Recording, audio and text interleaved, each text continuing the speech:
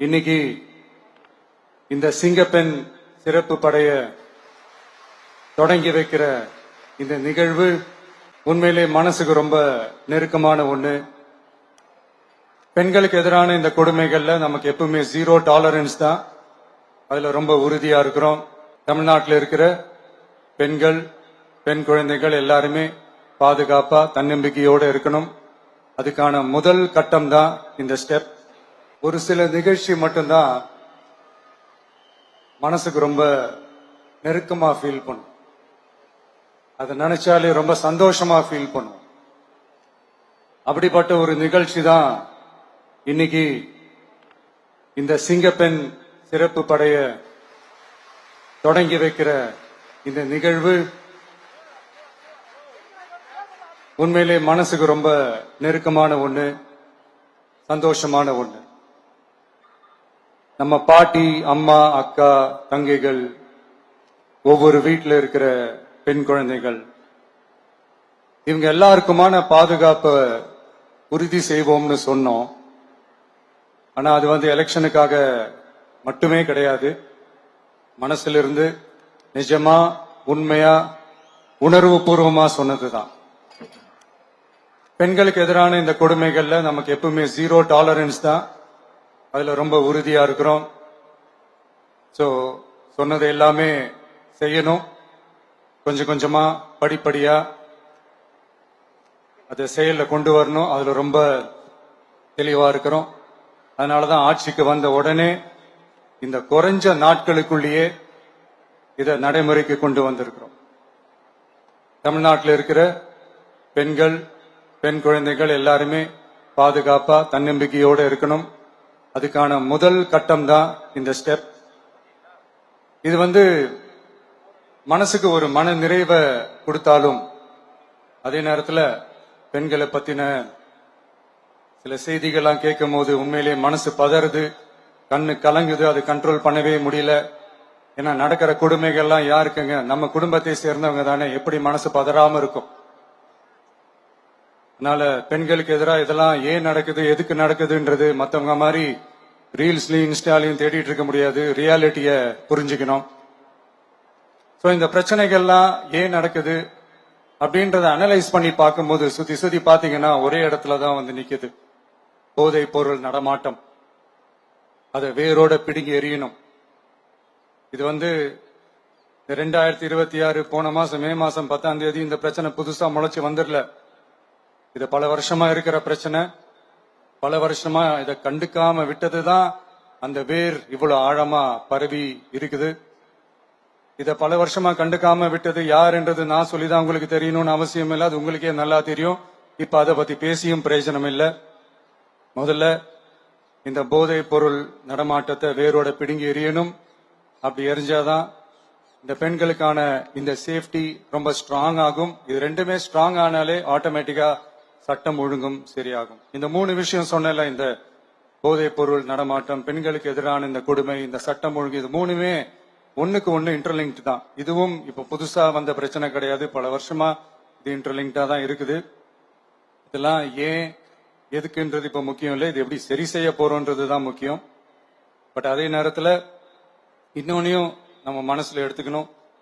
இந்த பெண் குழந்தைங்களுக்கான இந்த பாதுகாப்பு இது வெறும் சட்டம் ஒழுங்கு சம்பந்தப்பட்டது மட்டும்தானா அப்படின்னு கேட்டீங்கன்னா இல்ல. இது சமூக ஒழுங்கும் சம்பந்தப்பட்டிருக்கு. சமூக ஒழுங்குல தனி மனித ஒழுங்கும் சம்பந்தப்பட்டிருக்கு. தனி மனிதன் ஒழுங்கா இருந்தாலே அந்த சமூகம் தன்னால மாறும். ஒரு கட்டுப்பாட்டோட, ஒரு பொறுப்பா இருந்தாலே இந்த மாதிரி பல பிரச்சனைகளை நம்ம கண்ட்ரோல் பண்ணலாம்.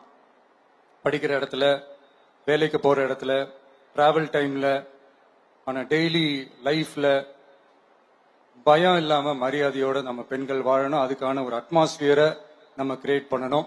அதுதான் நம்மளுடைய ஃபர்ஸ்ட் டார்கெட்டு. இவ்வளவு நேரம் நான் இதெல்லாம் ரொம்ப சாஃப்டா சொல்லிட்டு இருந்தேன். ஆனா பெண்களை தொந்தரவு செஞ்சுட்டு அப்படியே எஸ்கேப் ஆகி போயிடலாம்னு நினைக்கிறவங்களுக்கு நான் ஒரு வார்னிங்காவே சொல்றேன். பெண்கள் பாதுகாப்பை டிஸ்டர்ப் பண்றவங்க யாரா இருந்தாலும் அது சகிச்சுக்கவே முடியாது. அவங்களுக்கான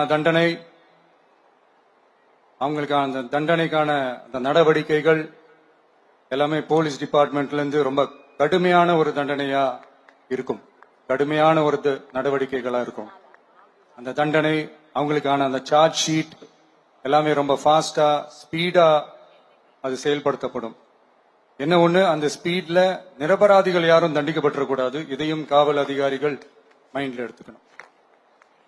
தப்பு செஞ்சவங்களுக்கு மட்டுமே அந்த உண்மையான கடுமையான தண்டனை கோர்ட் மூலியமா வாங்கி தரணும். அப்பதான் அதை பார்த்து தப்பு செய்ய நினைக்கிறவங்களுக்கு கூட தப்பு செய்யக்கூடாதுன்ற அந்த ஒரு பயம் வரணும். இந்த சிங்கப்பெண் சிறப்பு படைக்காக நம் அரசு சார்பாக முதற்கட்டமாக 354 கோடிக்கு மேல நிதி ஒதுக்கப்பட இருக்கு. இந்த திட்டத்தோட இரண்டாவது கட்டமா இந்த படைக்காக மட்டுமே 2500 புதிய பணியிடங்கள் உருவாக்கப்பட உள்ளது. பெண்களோட பாதுகாப்பை ஸ்ட்ராங் பண்றதுக்காக மாடர்ன் ஃபெசிலிட்டிஸ் இருக்கிற வாகனங்களும் நவீன உபகரணங்களும் தொழில்நுட்ப சாதனங்களும் அலாட் செய்யப்பட இருக்கு.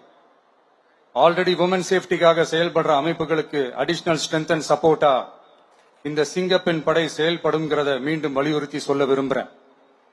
பெண்களுக்கு எதிரான குற்றங்கள் நடக்கிறதுக்கு முன்னாடியே அதை தடுக்கிற காவல் நடவடிக்கையில இந்த படை முக்கிய பங்கு வகிக்கும்.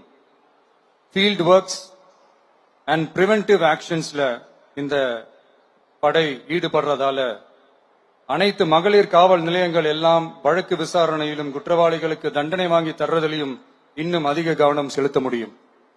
பெண்களை ஃபாலோ பண்றது, பாலியல் தொல்லை தர்றது, டார்கெட் பண்ணி திரும்ப திரும்ப தொந்தரவு செய்யறது, பெண்கள் கடத்தல் முயற்சி, பப்ளிக் பிளேஸ்ல அசிங்கமா நடந்துக்கிறதுக்கு பஸ்ல தொல்லை தர்றது, கூட்டத்துல பெண்களுக்கு தொல்லை தர்றதுன்னு இது மாதிரி தப்ப தடுக்கிறதுல ரொம்ப முக்கியமா இந்த சிங்கப்பெண் படை செயல்படும். பெண்களுக்கு எதிரான குற்றங்களை தடுக்க நடவடிக்கை எடுக்க இந்தியாவிலேயே முதல் முறையாக ட்ரோன் வாயிலாக பெட்ரோல் மூலை அறிமுகப்படுத்தப்படும். நம்ம வீட்டு பெண்கள் அவங்களோட ட்ரீம்ஸ் அண்ட் எக்ஸ்பெக்டேஷன்ஸ் என்ன அப்படின்றத நம்ம அரசு நல்லாவே புரிஞ்சு வச்சிருக்கு. அதை கொஞ்சம் கொஞ்சமா நாங்க செயல்படுத்துவோம். உங்களுக்கான மரியாதையும் தான், உங்களுக்கான அந்த கண்ணியமும் தான் நம்ம அரசினுடைய highest and most important priority. ஒரு கவர்மெண்டோட அந்த விஷன் அண்ட் டார்கெட் ஆனஸ்டா இருந்தாலே போதும். பிளான்ஸ் அண்ட் அட்டெம்ப்ட்ஸ் அது போற பாதை சரியா இருக்கும்னு சொல்லுவாங்க. அப்படிப்பட்ட ஒரு கவர்மெண்ட் தான் நம்மளுடைய கவர்மெண்ட், உங்களுக்கான கவர்மெண்ட்.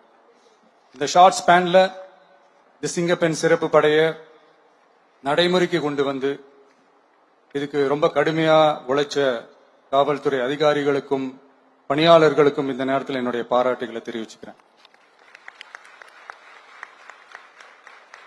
இந்த நேரத்தில் என்னை பொறுத்த வரைக்கும் ஒரு கவர்மெண்டோட முதல் சக்சஸ், முழு சக்சஸ் இன்ஃப்ராஸ்ட்ரக்சரோட வளர்ச்சியிலையோ பொருளாதார வளர்ச்சியிலையோ மட்டுமே இல்லை, அந்த ஸ்டேட்டோட பெண்களும் குழந்தைகளும் மரியாதையா வாழ்றாங்களா அப்படின்றதுல தான் அந்த கவர்மெண்டோட முழு சக்சஸுமே இருக்கு. அதோட சேர்ந்ததுதான் மற்ற எல்லா வளர்ச்சியும். அதுலயும் நாங்க கவனம் ஃபுல் கான்சென்ட்ரேட் பண்ணுவோம். கான்பிடென்டா இருங்க, நல்லதே நடக்கும், வெற்றி நிச்சயம். மீண்டும் சந்திக்கும் வரை நன்றி, வணக்கம்.